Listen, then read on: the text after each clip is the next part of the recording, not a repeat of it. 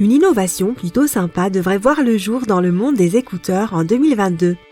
Les écouteurs invisibles. Oui, tu as bien entendu. Ce gadget transmettra des ultrasons en silence dans l'air. Tu auras l'impression de porter une paire de vrais écouteurs, car pendant qu'ils transfèrent les ultrasons, ils les font converger vers des poches audibles juste à l'extérieur de tes oreilles. Si des personnes se trouvent autour de toi dans la même pièce, elles ne pourront entendre qu'un murmure de son.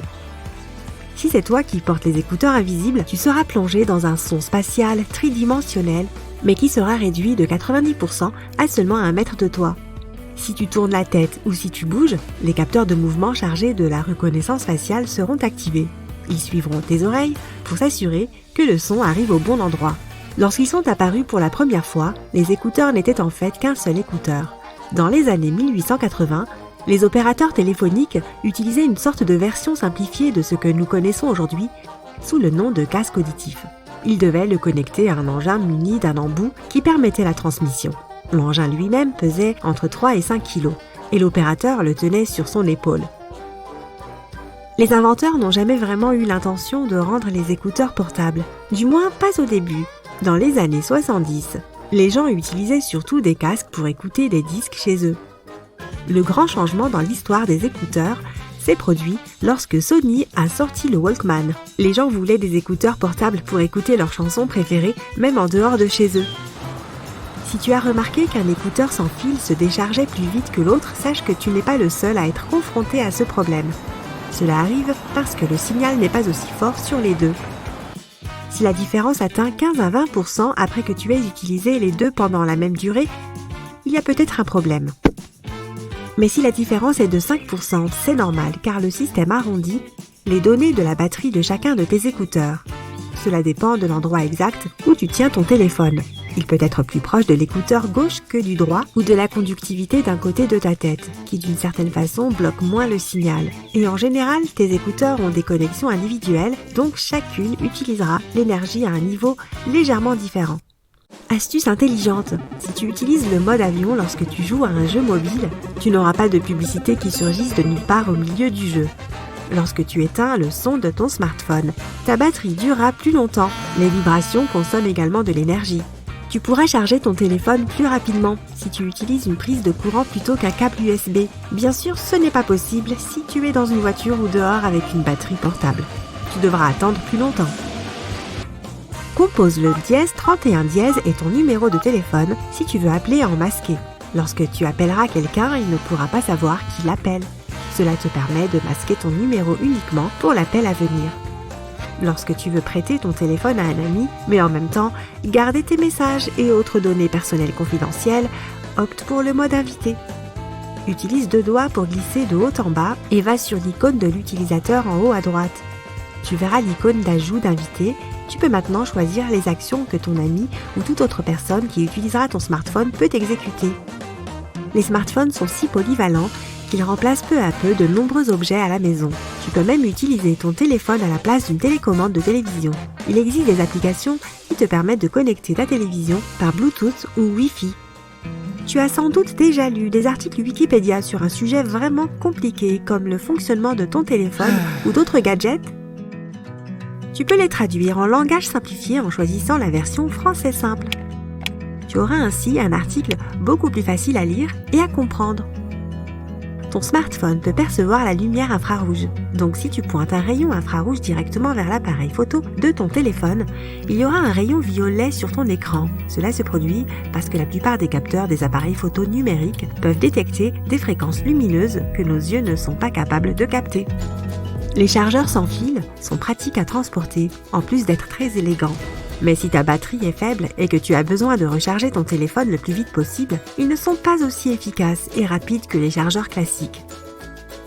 Si tu as des piles de rechange à la maison, tu peux utiliser le côté négatif de la pile comme un stylet pour ton smartphone, qu'il s'agisse d'un iPhone ou d'un Android.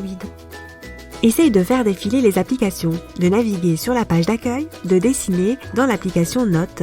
Une pile peut faire à peu près tout ce dont un stylet est capable. Tu peux aussi le faire avec un crayon et du papier d'aluminium. Déchire un petit morceau de papier d'aluminium pour l'enrouler autour de la gomme en haut de ton crayon et tu as un nouveau stylet. Cela peut être utile quand il fait vraiment froid dehors, que tu portes des gants et que tu ne peux pas contrôler ton téléphone sans stylet.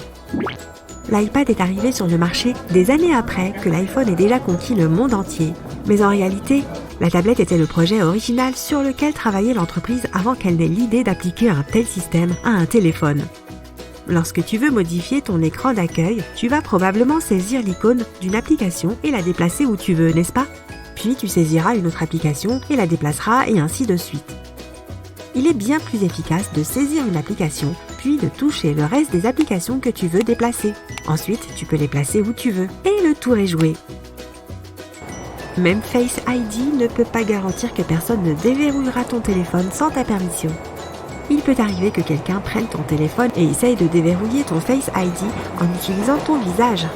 Si cela se produit, dis simplement « Dis-moi Siri, à qui appartient ce téléphone ?» Ton téléphone va immédiatement se figer et la personne devra utiliser le mot de passe pour le déverrouiller. Si tu veux que le son de ton iPhone soit un peu plus fort, va dans Réglages, puis Musique. Sous EQ, tu verras l'option appelée Late Night. Cela rendra les sons forts silencieux.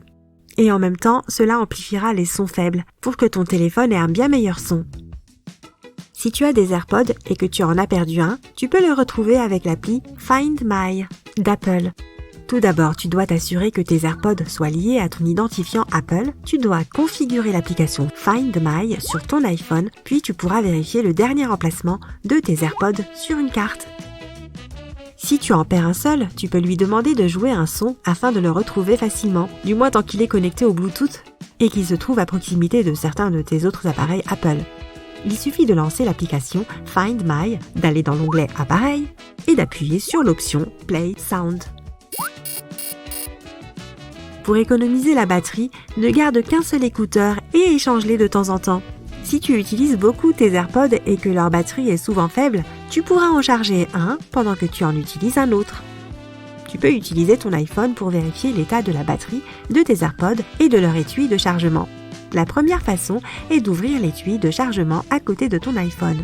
Le téléphone affichera alors une fenêtre contextuelle où tu verras la batterie restante. Une autre façon est d'ajouter le widget de la batterie au panneau, aujourd'hui du centre de notification. Ce widget inclura les AirPods uniquement lorsque tu les utilises activement. Tu peux aussi vérifier la batterie restante sur ton Apple Watch.